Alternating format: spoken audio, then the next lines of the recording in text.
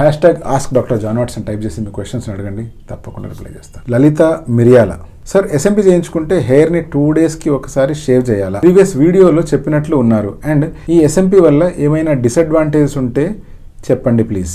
SMP అంటే scalp micro pigmentation, అంటే tattoo లాంటిదే కానీ స్కాల్ప్కి సంబంధించి పై పొరల్లో మాత్రమే ఇంజెక్ట్ చేయడం వల్ల డాట్ అనేటువంటిది స్ప్రెడ్ కాకుండా ఉంటుంది, చూడడానికి అది హెయిర్ లాగానే అనిపిస్తుంది.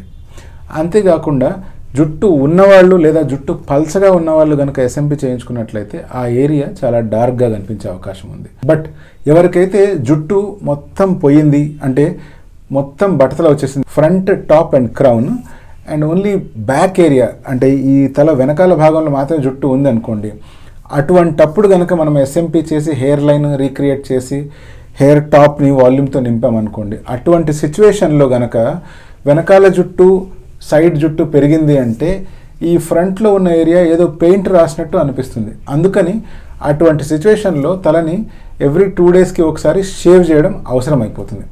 అలా కాకుండా మీకే కనుక జుట్టు ఉండి జుట్టు పల్చగా కనిపిస్తుంది అంటే అటువంటి సిచ్యువేషన్లో ఎస్ఎంపీ చేసినప్పుడు ప్రతిరోజు షేవ్ చేయడం అవసరం కాదు. ఎస్ఎంపీతో ఏమైనా డిసడ్వాంటేజెస్ ఉన్నాయంటే ఎస్, ఎస్ఎంపీ కనుక మీరు సరైన వ్యక్తి దగ్గర చేయించుకోలేదు, ఎక్స్పీరియన్స్ ఉన్న వ్యక్తి దగ్గర చేయించుకోలేదు, లేదా ఒక అన్క్వాలిఫైడ్ వ్యక్తి దగ్గర చేయించుకున్నారనుకోండి, అటువంటి సిచ్యువేషన్లో ఇన్స్టెడ్ ఆఫ్ ఎస్ఎంపీ బదులు వాళ్ళు దాన్ని టాటూ లాగా మార్చేయచ్చు.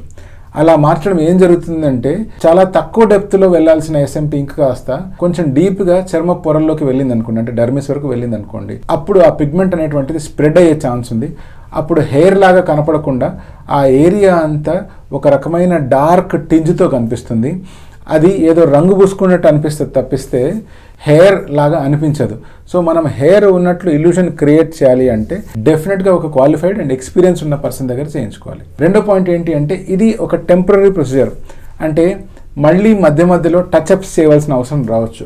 కొన్ని ఏరియాల్లో ఇవి పలచబడిపోవడం కానీ, పిగ్మెంట్ తగ్గిపోవడం కానీ, పిగ్మెంట్ లేకపోవడం కానీ జరిగే అవకాశం ఉంది. అటువంటి సిచ్యువేషన్లో ఆ ఏరియాస్ని, ఆ ప్యాచీ ఏరియాస్లో మళ్ళీ ఎస్ఎంపీ చేయవలసిన అవసరం రావచ్చు. అన్నిటికంటే బెస్ట్ అడ్వాంటేజ్ ఏంటి అంటే పల్చని తలతో కానీ లేకపోతే కంప్లీట్ బాల్డ్ హెడ్తో వచ్చిన వాళ్ళు జుట్టు ఉన్న లుక్ని తీసుకొని ఇన్స్టెంట్గా ఇంటికి వెళ్తారు. అండ్ ఇది టోటల్ పెయిన్లెస్ ప్రొసీజర్.